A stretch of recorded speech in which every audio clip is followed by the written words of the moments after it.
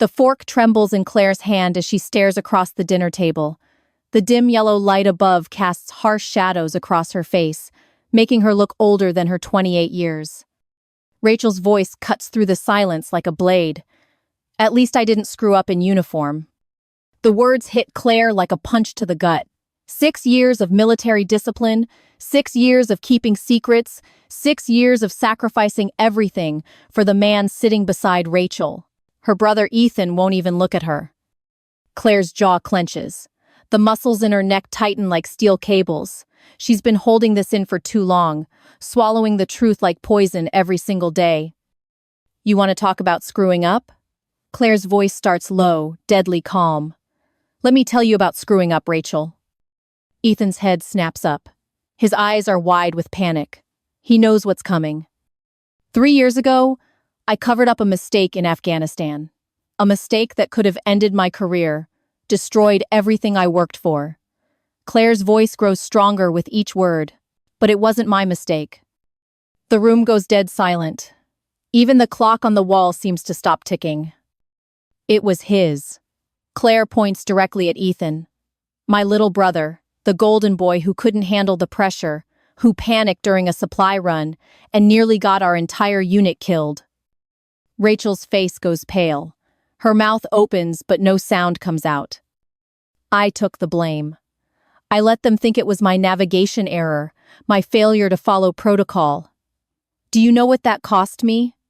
Claire's hands are shaking now, but not from fear, from rage. A promotion I'd been working toward for 2 years. Gone, just like that. Ethan finally finds his voice. Claire, please don't. Don't what? Don't tell your wife the truth? Don't tell her how I've been covering your gambling debts for the past 4 years? Claire stands up so fast her chair scrapes against the hardwood floor. $37,000, Rachel. That's how much your husband owes to some very dangerous people. The number hangs in the air like smoke from a gunshot. Rachel's face crumbles. That's impossible. Ethan doesn't gamble that much. He just plays poker with his friends sometimes. Friends? Claire laughs. But there's no humor in it. Try loan sharks in Atlantic City. Try underground betting rings that would break his legs if I hadn't been making payments every month since 2021. Ethan's shoulders slump forward. He looks like a man watching his world collapse in slow motion. Every month, Rachel. Every single month. I've been sending money to keep your husband breathing. While you two have been living in this beautiful house, driving your brand new cars, taking vacations to the Bahamas. Claire's voice cracks with emotion. I've been eating ramen noodles and sleeping on a mattress on the floor of a studio apartment. Rachel turns to stare at her husband. Ethan, tell me she's lying. Tell me this isn't true. But Ethan can't meet her eyes. His silence is all the confession she needs. And the best part? Claire continues, her voice rising to a crescendo. When I hesitated last month, when I said I couldn't afford the payment because my car broke down, you know what he did? She points at Ethan again. He reminded me about Afghanistan, about how he could still report what really happened if I didn't help him out. My own brother, blackmailing me with my own sacrifice. The words hit the room like a grenade going off. Rachel gasps. Ethan's face turns ash gray. You've been manipulating me for years, Ethan. Using my loyalty, my love for you, my sense of duty as a Marine, making me believe I owed you something when all along you've been the one bleeding me dry. Claire slams her hand down on the dinner table. The plates jump, the wine glasses rattle. The sound echoes through the house like thunder. I'm done. Do you hear me? I am done being your crutch. I am done being your safety net. I am done sacrificing my life so you two can live yours. Rachel's voice comes out as barely a whisper. Claire, I didn't know. I swear I didn't know about any of this. Of course you didn't know. Because you never asked where the money came from. You just spent it. You just assumed your husband was some kind of financial genius while you quit your job to become a full-time housewife. The truth is brutal and inescapable. Rachel starts to cry, but Claire isn't finished. Your entire lifestyle, your entire marriage, your entire life has been bankrolled by me, by a woman you just insulted. By a Marine who has been carrying your husband's failures on her back for 6 years. Ethan finally looks up. His eyes are red, rimmed, and desperate. Claire, I'm sorry. I'm so sorry. I never meant for it to go this far. You just what? You just thought you could use me forever? You just thought I would keep bleeding myself dry while you two played house? Claire grabs her jacket from the back of her chair. Her movements are sharp, military precise. Find another way to pay your debts, Ethan. Find another way to fund your lifestyle. Because as of right now, this bank is officially closed. She heads toward the door, leaving behind the wreckage of a family built on lies and the ashes of relationships that should have meant everything. The silence that follows is deafening. Two people sit in the ruins of their perfect life, finally understanding the true cost of their happiness. And somewhere in the distance, a phone starts ringing. Claire stares at her reflection in the bathroom mirror. The fluorescent light above flickers, casting harsh shadows across her face. Her hands grip the porcelain sink so tight her knuckles have gone white. Behind her eyes, she can still see it. Afghanistan, the moment that changed everything. The desert stretched endlessly under a blazing Sunday temperature gauge reading 127 degrees Fahrenheit. Claire's squad was 3 hours into a routine supply run to forward operating base whiskey when everything went sideways. Navigator to Alpha Team, we've got a problem. Ethan's voice crackled through the radio, panic bleeding through the static. I think I missed the checkpoint. We're in the wrong sector. Claire's heart dropped into her boots. The wrong sector meant enemy territory. It meant improvised explosive devices buried in the sand like deadly surprises. How wrong, Corporal? Sergeant Martinez demanded from the lead vehicle. Ethan's voice broke. I don't know. Maybe 5 miles east of where we should be. 5 miles. In this terrain, 5 miles might as well be 500. They were sitting ducks in a convoy of 3 Humvees, loaded with supplies, no backup, no air support. That's when the first shot rang out. Claire jerks back to the present. Her reflection stares back, but she can still hear the echo of gunfire, the screaming of wounded Marines, the metallic taste of fear in her mouth. She closes her eyes, but the memories keep coming like a flood. The ambush hit them from 3 sides. Muzzle flashes erupted from behind rocky outcroppings like deadly fireworks. Bullets pinged off armor plating. Someone was screaming for a medic. We need to move! Now! Martinez shouted over the chaos. But they couldn't move. Not with Private Johnson bleeding out in the back of the second vehicle. Not with their only escape route blocked by enemy fighters who seemed to know exactly where they'd be. Claire made a choice in that moment. A choice that would haunt her for the rest of her life. She grabbed the radio from Ethan's shaking hands. His face was pale as death, tears streaming down his cheeks. Her little brother, the one who used to build sandcastles with her at Virginia Beach, was falling apart. Command, this is Sergeant Morrison. We took a wrong turn on the supply route. My navigation error. We're taking heavy fire and need immediate extraction. The lie rolled off her tongue like it had been waiting there all along. Back in her apartment bathroom, Claire opens her eyes again. The woman in the mirror looks like a stranger. Steel on the outside, but those eyes tell a different story. They're the eyes of someone who's been carrying a secret too heavy for one person to bear. The truth is, Ethan's mistake saved lives that day. If they'd taken the correct route, they would have driven straight into a roadside bomb that intelligence later discovered was buried exactly where they were supposed to be. His navigation error, his moment of panic, his failure to read the map correctly, had actually steered them away from certain death. But in the chaos of the firefight, nobody realized it. Nobody, except Claire. She took the blame because she was the sergeant. Because it was her job to protect her Marines. Because Ethan was barely 19 years old and looking at her like she was the only thing standing between him and a court-martial. The extraction came 47 minutes later. Apache helicopters lighting up the desert like the 4th of July. All 7 Marines made it out alive, including Johnson, who spent 2 months in Walter Reed but eventually returned to active duty. Claire touches the mirror, her fingertips leaving smudges on the glass. In the reflection, she can see the scar on her left shoulder, where shrapnel had torn through her uniform. A purple heart and a letter of reprimand in the same week. The military's way of saying thank you and how dare you at the same time. For 3 years, she lived with the weight of that lie. The knowledge that she'd sacrificed her career advancement to protect her brother. She told herself it was worth it. Family first. Marines, take care of Marines. Then Ethan came home and started gambling. First, it was poker nights with college friends, $50 buy-ins, nothing serious. Then it was weekend trips to Atlantic City. Then online betting. Then loans from people whose names you didn't want to know. The first time he asked for help, Claire didn't hesitate. $800 to cover a bad week at the blackjack tables. She figured it was a one-time thing. The second time, it was $3,000. He promised it was the last time.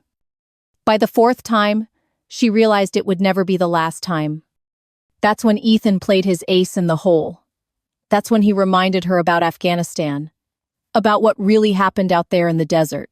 About what would happen to her military career if the truth ever came out. Claire looks at herself one more time in the mirror. The woman staring back has given 6 years of her life to the Marines. She's served 2 tours overseas, earned 3 commendations, and saved lives under enemy fire. But she's also spent the last 4 years being blackmailed by her own brother. Manipulated by someone she would have died to protect. Used by the one person who should have had her back no matter what. The fluorescent light flickers again, casting her face in and out of shadow. For a moment, she looks like 2 different people. The Marine sergeant, who never backs down from a fight, and the broken woman, who's been fighting the wrong battle for far too long. She turns away from the mirror and walks to her kitchen. On the counter, her phone buzzes with a text message. The name on the screen makes her heart skip a beat. Marcus Chen, her former squad leader. A man who knew her before Afghanistan, before the lies, before everything went wrong. The message is simple. Heard you might need a change of scenery. There's a job opening in Seattle if you're interested. Let me know. For the first time in years, Claire smiles. A real smile. The kind that reaches all the way to her eyes. Maybe it's time to stop living in the shadows of the past. The bank teller's fingers tap across the keyboard with mechanical precision. Claire sits across from her, staring at the withdrawal slip that will drain her entire Marine Corps bonus. $8,473. Every penny she earned from her latest deployment. Are you sure about this amount, Miss Morrison? The teller's voice carries a hint of concern. This is your entire savings account. Claire nods without hesitation. I'm sure. Outside, Ethan paces back and forth beside her Honda Civic. His face is pale, his hands shaking as he checks his phone every 30 seconds. The text message he'd shown her 2 hours ago still burns in her memory. Final payment due today. No extensions, no excuses. The teller slides the cashier's check across the counter. Claire stares at it for a moment, watching 8 months of sacrifice reduced to a single piece of paper. She walks outside to find Ethan practically hyperventilating. Did you get it? Please tell me you got it. Claire holds up the check. $8,000. Just like you asked. Relief floods across his face. Claire, I can't thank you enough. This is it, I swear. After this, I'm done. No more gambling, no more debts. She's heard this speech before, 6 times to be exact. Each time with the same desperate sincerity. Each time followed by another crisis 3 months later. They drive in silence to the meeting point. A parking garage downtown, 3rd level, northwest corner. The kind of place where security cameras have convenient blind spots and conversations disappear into concrete shadows. The loan shark is exactly what Claire expected. Mid-40s. Expensive suit that can't hide the prison tattoos on his knuckles. 2 men flanking him like bookends, their jackets bulging in all the wrong places. You must be the famous sister, he says as they approach. His smile is all teeth, and no warmth. Tony Marcelli. Nice to finally meet the woman who's been keeping your brother breathing." Claire hands him the check without a word. He examines it carefully, then folds it into his jacket pocket. "You know, I've been in this business for 20 years, Tony continues, his voice conversational but his eyes cold as winter. "I've seen all kinds. The desperate ones, the stupid ones, the ones who think they can outsmart the house." He gestures toward Ethan, who shrinks back like a scolded child. "Your brother here falls into the stupid category, keeps coming back, keeps losing, keeps making promises he can't keep. But you?" Tony steps closer to Claire. "You're different. You're the soldier. You understand honor, duty, keeping your word." Claire's military training kicks in. Stand straight, make eye contact, show no weakness. "This squares his account," she says firmly. "We're done here." Tony laughs, but there's no humor in it. "Done? Oh, sweetheart, we're just getting started. You think this is his only debt? You think I'm his only creditor?" The words hit Claire like a physical blow. Ethan won't meet her eyes. "What is he talking about, Ethan?" "I can explain." "How much more?" Her voice cuts through his stammering like a blade. Tony answers for him. 12,000 to the boys in Philadelphia. Another 6 to some very unfriendly gentleman in Baltimore. And let's not forget the 5 he owes to his bookie right here in town. The numbers swim in front of Claire's eyes. $23,000. More money than she makes in a year after taxes. "But here's what I find interesting," Tony continues, circling them like a shark. "To the outside world, your brother looks like he's got his life together. Nice house, pretty wife, stable job at the auto dealership. Meanwhile, you're living in that rat-hole apartment on Elm Street, eating mac and cheese for dinner every night." He pauses directly in front of her. "People see him as the success story and you as the screw-up. Isn't that ironic? The real soldier gets labeled as the family disappointment while the weak link gets to play house with Barbie." Claire's hands clench into fists. Every word is true and it burns. "Your brother's problem," Tony says, stepping even closer, "is that he's weak. No backbone, no discipline, no honor. He'll keep gambling because that's who he is. A loser who thinks the next bet will solve all his problems." He reaches out and straightens Claire's jacket collar with mock familiarity. "But you?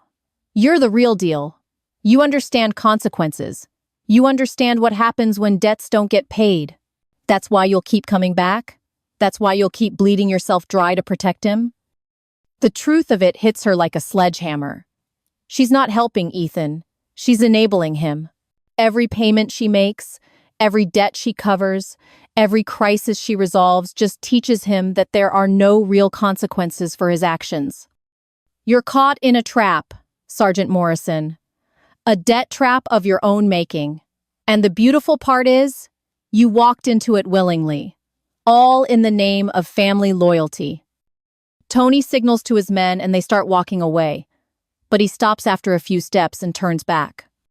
"Oh, and just so we're clear, this little payment you made today, it bought your brother exactly 30 days. The interest on his other debts is already accumulating. Clock's already ticking on the next payment." His footsteps echo through the parking garage until they fade into nothing.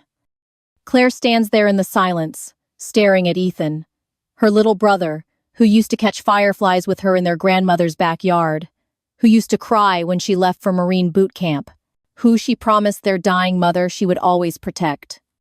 $23,000, Ethan. 23,000. He can't even look at her. "I never meant for it to get this bad. It just kept growing and growing and you kept letting it grow. You kept gambling. You kept borrowing. You kept lying." The weight of it all crashes down on her at once. Years of sacrifice. Years of covering for him. Years of watching him play victim while she drowns in the consequences of his choices. She walks back to her car without another word, leaving him standing alone in the shadows of the parking garage. In her rearview mirror, she watches him pull out his phone, probably calling Rachel to tell her everything's fine now. But everything isn't fine. Everything is broken. And Claire is finally starting to realize she didn't break it. 3 weeks later, Claire finds herself back at their dinner table. Same yellow light, casting the same harsh shadows. Same forced smiles and awkward conversation. But something has changed in the air, like the moment before a storm breaks. Rachel serves the roast chicken with theatrical precision, making sure everyone notices how perfectly golden the skin looks. "I made Claire's favorite," she announces, as if this gesture could somehow erase the tension hanging over them like smoke. Claire cuts into her portion mechanically. The chicken tastes like cardboard, but she chews anyway. Across from her, Ethan fidgets with his wedding ring, spinning it around his finger in nervous circles. "So, Claire," Rachel begins, her voice honey-sweet but her eyes sharp as glass. "I ran into Jennifer Martinez at the grocery store yesterday. You remember Jennifer from high school?" Claire nods, though she barely remembers the name. High school feels like a lifetime ago, buried under layers of combat boots and military discipline. Well, she just had her third baby, a beautiful little girl named Sophia. She showed me the pictures on her phone. Rachel takes a delicate sip of wine. It got me thinking about how fast time goes by. How, before you know it, opportunities just slip away. The words land like carefully placed landmines. Claire keeps eating, but her grip tightens on her fork. "I mean, Jennifer's only 6 months younger than you. And she's got 3 kids, a husband who absolutely adores her, and they just bought this gorgeous house in Westfield. 4 bedrooms, granite countertops." Ethan shifts uncomfortably in his seat. "Rachel, maybe we should—" "I'm just making conversation, honey." Rachel's smile never wavers. "It's interesting how different people's lives turn out, don't you think? Some women know how to build a real life for themselves. A family, a home, a future." Claire sets down her fork with surgical precision. The sound of metal against porcelain echoes louder than it should. "And then there are other women," Rachel continues, warming to her subject now. "Women who spend their 20s playing soldier, thinking that's a substitute for real accomplishment, real femininity, real success." The temperature in the room seems to drop 10 degrees. Ethan stops fidgeting with his ring and stares at his wife like he's seeing a stranger. "Of course, there's nothing wrong with serving your country," Rachel adds quickly. "But at some point, a woman has to grow up, has to accept that her biological clock is ticking. That being tough and independent doesn't keep you warm at night." Claire's eyes slowly rise from her plate to meet Rachel's gaze. The silence that follows is absolute. Even the grandfather clock in the hallway seems to hold its breath. When Claire speaks, her voice is barely above a whisper, but it carries the weight of steel. "Is that what you think success looks like, Rachel? Living off someone else's money while you spend your days gossiping with checkout clerks?" Rachel's smile falters for the first time all evening. "Because from where I'm sitting," Claire continues, her voice growing steadier with each word, "I see a woman who hasn't worked a day in 4 years. A woman whose idea of accomplishment is cooking a chicken and posting it on Instagram." The color drains from Rachel's face. Beside her, Ethan looks like he wants to disappear into his chair. "At least when I was in Afghanistan, dodging bullets and saving lives, I knew I was earning my paycheck. Can you say the same about your last 4 years of manicures and wine lunches?" Rachel opens her mouth, but no sound comes out. For the first time since Claire has known her, Rachel is completely speechless. Claire's gaze never wavers. It's the same look she used to give insurgents who thought they could intimidate her. The same steel-cold stare that made grown men in combat zones think twice about testing her resolve. "You want to talk about femininity? About what makes a real woman?"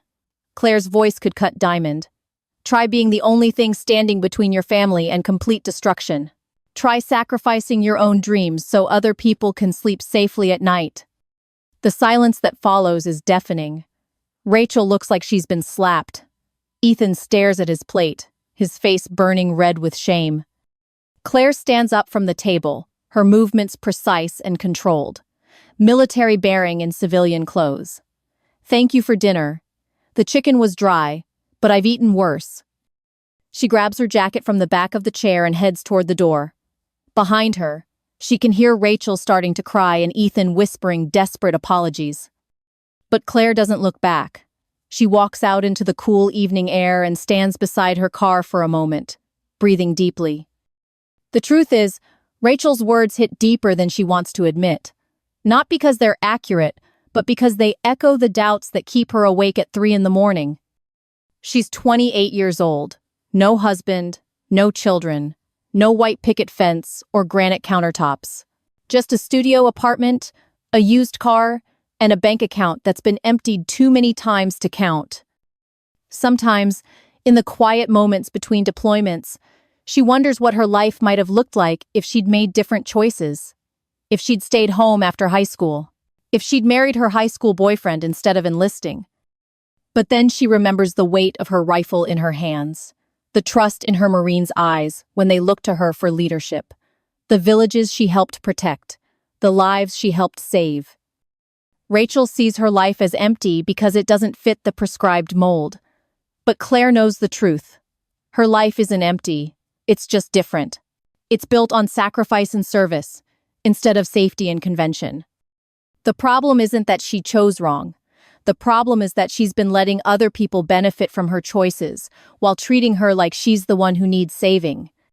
Claire gets in her car and drives home through the quiet suburban streets. In her rearview mirror, she can see the warm glow of lights from houses where families are finishing dinner. But for the first time in years, Claire doesn't feel like she's missing out on something. She feels like she's finally waking up from a dream that was never really hers to begin with. The sound of boots on concrete echoes through the base corridor as Claire makes her way to the mess hall. Another 12-hour shift behind her. Another day of training recruits who think they know what combat looks like from video games and movies. She's pushing through the metal doors when she hears a voice that stops her cold. Sergeant Morrison. Still walking like you've got somewhere important to be. Claire turns around and feels her heart skip a beat. Standing there in civilian clothes, looking exactly the same but somehow older around the eyes, is Captain Marcus Reed, her former squad leader, the man who taught her that leadership isn't about giving orders, it's about earning the right to be followed. Captain Reed. She snaps to attention automatically, muscle memory taking over. Marcus laughs and waves her off. It's just Marcus now. I've been out for 8 months, and you don't need to salute me in the mess hall anyway. They find a quiet corner table, 2 cups of coffee that taste like motor oil between them. For a moment, neither of them speaks. There's something strange about seeing someone from your war sitting in peacetime fluorescent lighting. You look tired, Claire. Marcus studies her face with the same intensity he used to scan for IEDs, more tired than you ever looked in Helmand Province. Claire forces a smile. Just busy. You know how it is. Training, paperwork, the usual. The usual doesn't put those kind of circles under your eyes. He leans back in his chair. I remember Afghanistan. I remember watching you carry Rodriguez 3 miles through enemy territory with a dislocated shoulder. You never looked this worn down, even then. The memory hits her like a physical blow. Rodriguez, 19 years old, took shrapnel in both legs during a patrol.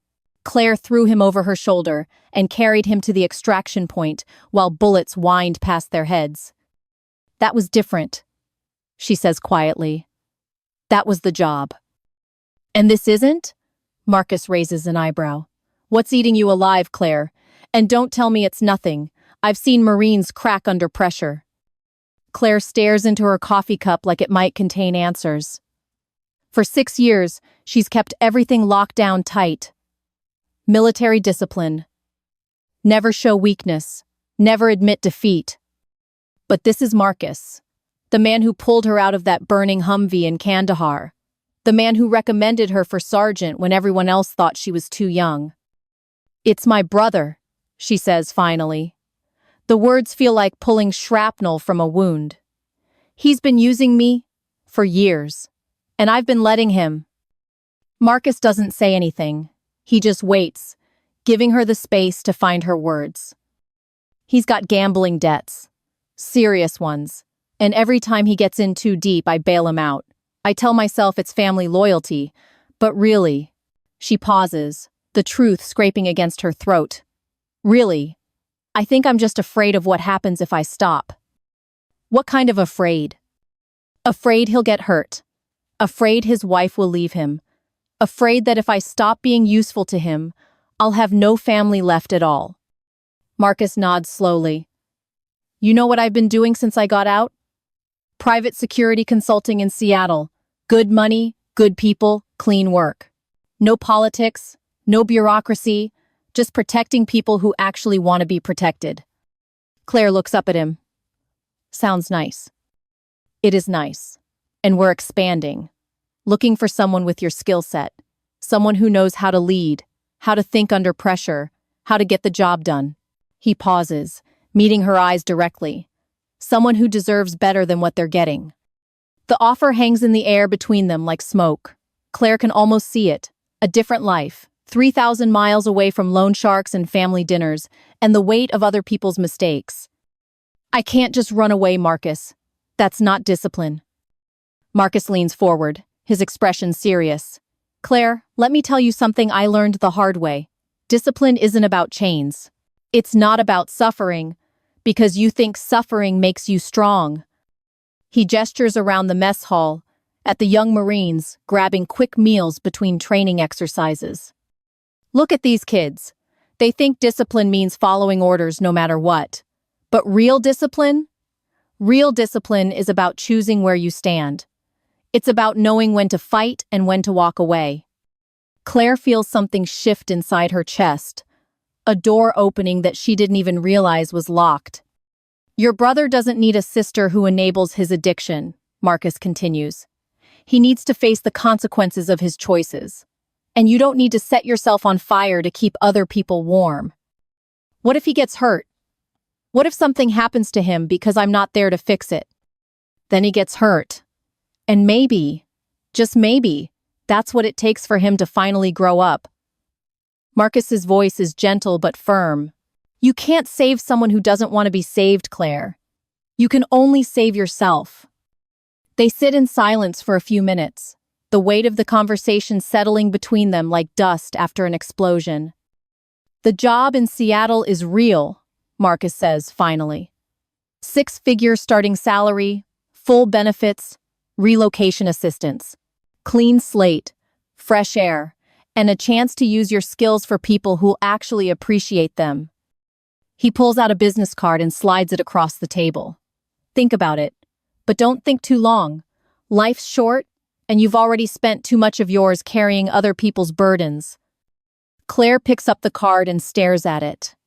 Pacific Northwest Security Solutions, an address in downtown Seattle, a phone number that could change everything. What would I tell my family? Marcus stands up and puts on his jacket. You tell them the truth, that you're done being their safety net, that they need to figure out how to stand on their own. He pauses at the edge of the table. And if they can't handle that truth, then maybe they weren't really family to begin with. As Marcus walks away, Claire sits alone with her cold coffee and a business card that feels like a lifeline. For the first time in years, she can imagine a future that belongs entirely to her. The seed of freedom has been planted.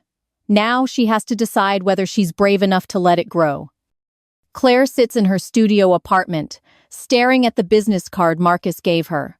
Pacific Northwest Security Solutions. The phone number that could change everything. She picks up her phone, then sets it down, picks it up again. The decision has already been made. She just hasn't admitted it to herself yet. Her phone buzzes with a text from Ethan. Need to talk. Emergency. Come over now. Claire stares at the message for a long moment. 6 months ago, she would have dropped everything and raced over there. Tonight, she turns off her phone and goes to bed. The next morning, she drives to their house with the kind of calm that comes before a storm. She doesn't knock.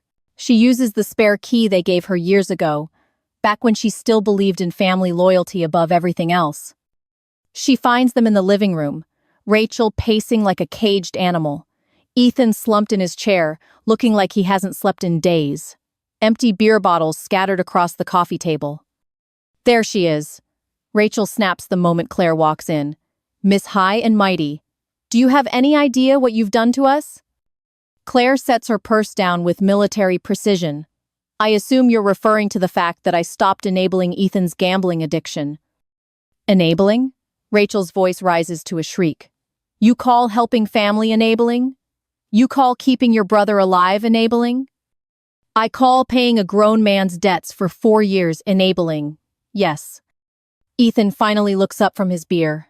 His eyes are bloodshot and desperate. Claire, you don't understand. Tony's guys came by yesterday. They gave me until Friday to come up with 15,000, or they're going to break my legs. Claire feels nothing. No panic, no guilt, no desperate need to fix everything. Just the cold, clear certainty of someone who's finally seen the truth. That sounds like your problem, Ethan. The words land like a physical blow. Rachel gasps. Ethan's face crumbles. My problem? Ethan stands up, swaying slightly.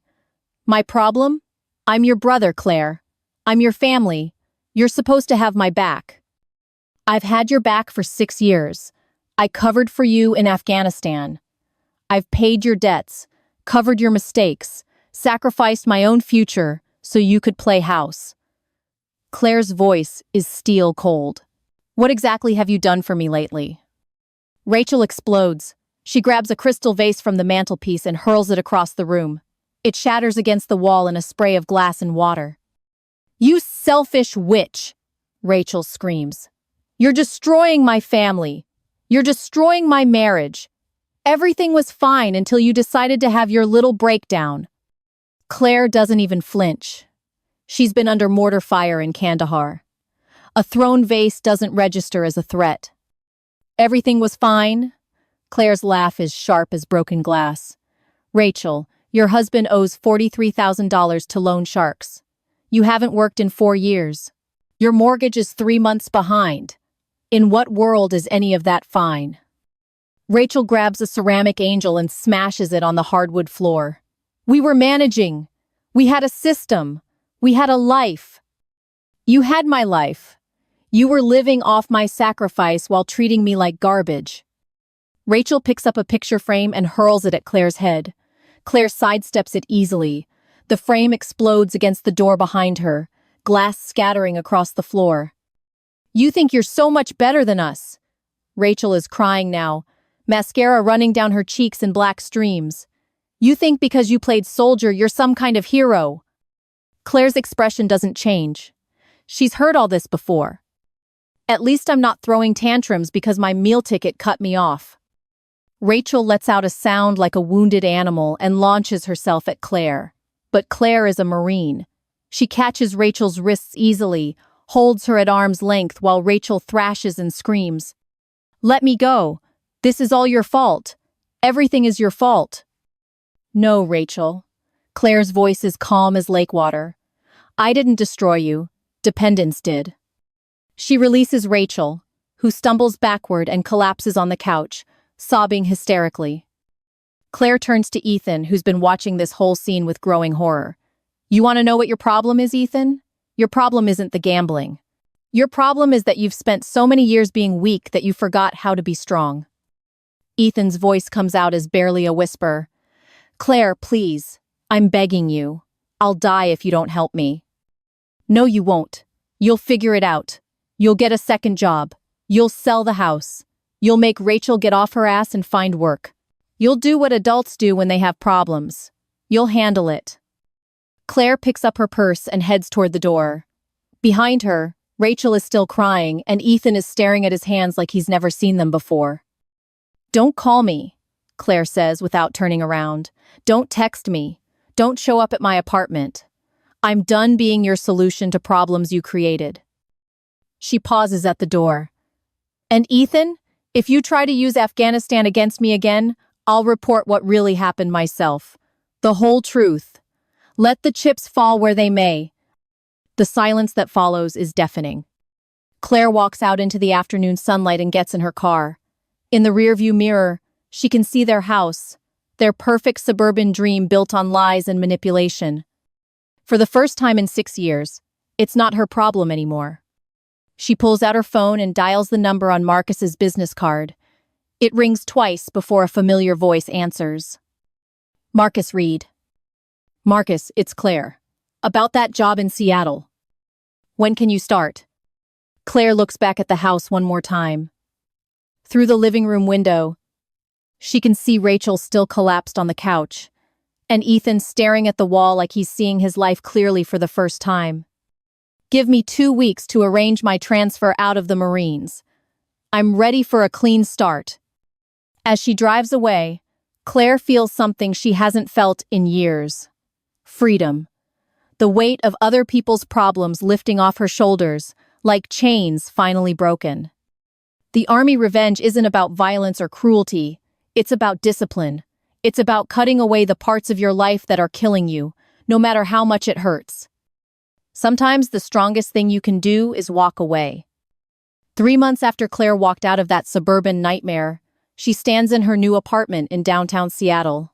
Floor-to-ceiling windows overlook Elliott Bay, where ferries glide across dark water like white ghosts. The morning light streams in, clean and sharp, nothing like the dim yellow bulb that used to cast shadows over family dinners. Her phone sits silent on the kitchen counter. No desperate texts from Ethan.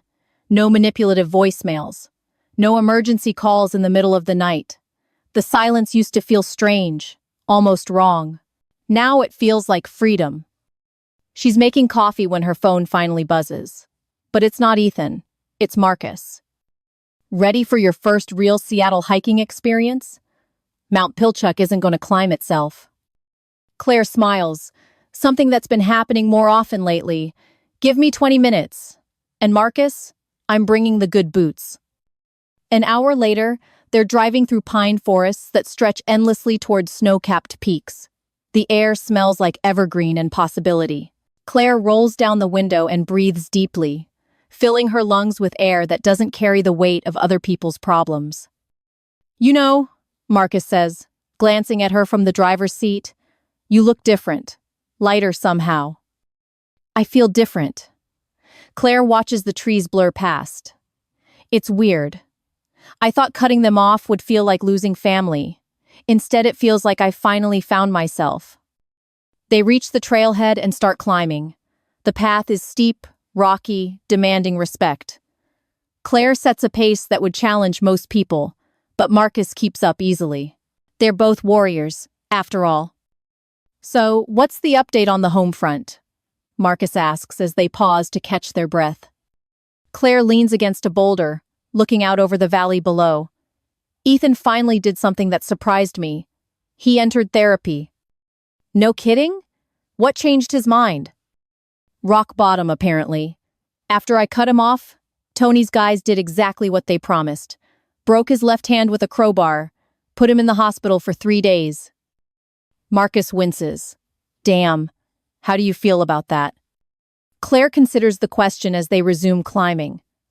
6 months ago, the guilt would have eaten her alive. She would have rushed to the hospital, would have found a way to pay the medical bills.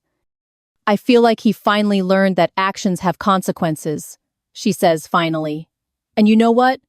The broken hand was the best thing that ever happened to him.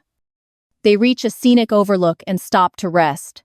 Below them, the forest stretches for miles, interrupted only by the silver ribbon of a river winding through the valley. He called me last week, Claire continues. First time since I left. Not to ask for money, not to guilt trip me, just to apologize. Really apologize. He said the therapist helped him understand that he'd been using me as an enabler. Marcus pulls out a water bottle and takes a long drink. That must have been a hell of a conversation. It was. He told me he got a second job. Night shift at a warehouse, loading trucks. Rachel left him the day after he got out of the hospital. Apparently, a husband with a broken hand and mounting debt wasn't part of her life plan. Where'd she go? Claire laughs, but there's no bitterness in it anymore. Just the dark humor of someone who's seen through the illusion. She moved in with her personal trainer.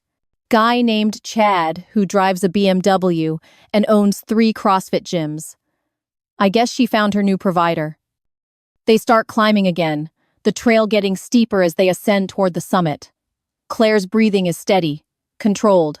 Years of military training have given her the kind of endurance that most people can only dream of. You know what the funny part is? she says as they navigate a particularly rocky section. Ethan said he was relieved when she left. Said he realized he'd been living someone else's idea of success instead of figuring out what he actually wanted. And what does he want? To be better than he was. To earn his own way. To stop being ashamed of who he sees in the mirror every morning. They're almost at the summit now.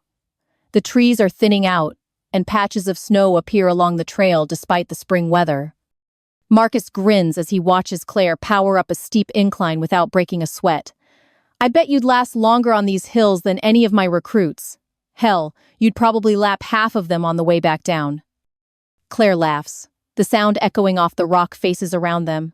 Are you challenging me to a race, old man? Old man? I'm 32. Ancient, practically fossil material. They reach the summit laughing, both of them breathing hard but exhilarated. The view from the top is breathtaking. Mountains stretch to the horizon in every direction, their peaks sharp against the blue sky. Claire stands at the edge of a cliff, arms spread wide, face turned toward the sunday. For the first time in her adult life, she's not carrying anyone else's burden, not protecting anyone from their own mistakes, not sacrificing her dreams so other people can avoid consequences. This is what freedom feels like, she says, her voice carried away by the wind. Marcus joins her at the cliff's edge. Any regrets? Claire thinks about Ethan in therapy, working through years of addiction and self-destruction. She thinks about Rachel, already posting Instagram photos from expensive restaurants with her new boyfriend. She thinks about the family dinners she'll never have to endure again. Not a single one. They start the descent as the afternoon sun begins to slant through the trees. The path down is easier, but no less beautiful. Claire feels like she's walking toward a future that belongs entirely to her. Back in her apartment that evening, Claire sits by the window with a cup of tea, watching the lights of Seattle twinkle to life across the water. Her phone buzzes with a text from her new job. They want her to lead a security detail for a high-profile client next week. She's building a life on her own terms now. No more being anyone's shadow. No more defining herself by how useful she can be to other people. For the first time since Afghanistan, Claire Morrison is living for herself, and it feels like coming home. The moving truck pulls away from Claire's Seattle apartment building, taking with it the last of her belongings from her old life. She watches it disappear around the corner, then turns to look up at her new home. 15 floors of steel and glass reaching toward the sky like a monument to second chances. Her phone buzzes with a notification. The final paperwork for her transfer out of the Marines has been processed. After 8 years of service, 2 tours overseas, and more sacrifices than she cares to count, Sergeant Claire Morrison is officially a civilian. She climbs the stairs to her apartment, each step lighter than the last. No more bunkers, no more barracks, no more sleeping on a mattress while her paycheck covers someone else's mistakes. In her bedroom, hanging in the closet like a ghost from another life, is her dress blue uniform, the one she wore to her promotion ceremony, the one she wore to funerals for Marines who didn't make it home, the one that represents everything she was and everything she's leaving behind. Claire takes it out and spreads it across her bed. The fabric is pristine, every crease sharp enough to cut glass, every ribbon and medal in its proper place, telling the story of a woman who served with honor even when honor wasn't returned. She puts it on one last time. The woman looking back at her from the full-length mirror is different from the one who used to stand in that bathroom under flickering fluorescent lights. Gone are the haunted eyes, the weight of carrying secrets that weren't hers to bear. This woman stands straight and tall, shoulders back, chin up, not because she's following orders, but because she chooses to. Not because she's carrying the weight of other people's failures, but because she's finally learned to carry her own strength. Claire touches the sergeant chevrons on her sleeve, running her fingers over the fabric. These stripes represent leadership, responsibility, the trust of others. But they also represent a version of herself that she's outgrown. She takes off the uniform slowly, reverently, folding each piece with military precision. It deserves that respect, even if she no longer needs its protection. There's a knock at her door. Claire pulls on jeans and a sweater, the kind of comfortable civilian clothes that feel like freedom against her skin. The mailman hands her a single envelope. No return address, but she recognizes the handwriting immediately. Ethan's chicken scratch, the same messy scrawl he's had since they were kids. Claire sits by the window overlooking Elliott Bay and opens the letter. Claire, it begins. I don't know if you'll read this, but I had to write it anyway. The handwriting is shaky, like he started and stopped a dozen times. I know what I did to you. I know how I used your love against you. How I turned your loyalty into a weapon. I know I stole years of your life. Money you earned with your blood and sweat. Dreams you should have been chasing. Claire's eyes move down the page, taking in words she never thought she'd see from her brother. Yesterday I walked to work instead of driving because I'm saving money for my own apartment. A studio, nothing fancy, but it'll be mine. Paid for with money I earned, not money I manipulated out of someone who loved me. Claire can picture him walking those 5 miles in the Virginia heat, the same brother who used to complain about walking to the end of the driveway. For the first time in my adult life, I'm standing without you holding me up. It's terrifying and exhausting, and sometimes I want to call you and beg you to make it easier. But I don't. She has to pause, wiping her eyes with the back of her hand. I'm not writing this because I want you to come back. I'm writing this because cutting me off wasn't cruel. It was the kindest thing anyone has ever done for me. You gave me the chance to become a man instead of staying a boy forever. The letter continues for another page, detailing his progress in therapy, his plans for the future, his hope that someday they might have a relationship built on equality instead of dependency. It ends simply, "Thank you for saving my life by refusing to save me anymore. And I'm sorry it took me 28 years to grow up." Claire folds the letter carefully and sets it on her coffee table. Outside, the sun is beginning to set over Puget Sound, painting the water in shades of gold and crimson. Her doorbell rings, and she opens it to find Marcus holding 2 cups of coffee and wearing hiking boots. "Thought you might want to watch your first Seattle sunset from the roof," he says. "Building's got a deck up there with a hell of a view." They take the elevator to the top floor and step out onto a rooftop garden that overlooks the entire city. Seattle spreads out below them like a circuit board of lights and possibilities. In the distance, Mount Rainier rises above the skyline like a sleeping giant. Claire and Marcus lean against the railing, watching the sun sink toward the Olympic Mountains. The sky is on fire, all orange and pink and purple, reflected in the dark water of the Sound. "So," Marcus says, taking a sip of his coffee, "how does it feel to be officially done with the military life?" Claire considers the question as a ferry crosses the bay below them, its wake spreading out behind it in perfect formation. "Like I finally remember who I am without a uniform," she says. "Like I can breathe all the way down to the bottom of my lungs for the first time in years." A seagull lands on the railing nearby, eyeing Marcus's coffee cup hopefully. In the distance, the city lights are beginning to twinkle to life as darkness settles over the water. "Any idea what comes next?" Marcus asks. Claire smiles, the kind of smile that starts in her chest and radiates outward until it reaches her eyes. The kind of smile she forgot she was capable of. "Whatever I damn well choose." The sun disappears behind the mountains, leaving behind a sky full of stars and a city full of possibilities. For the first time in her adult life, Claire Morrison belongs entirely to herself. And she's never felt more powerful.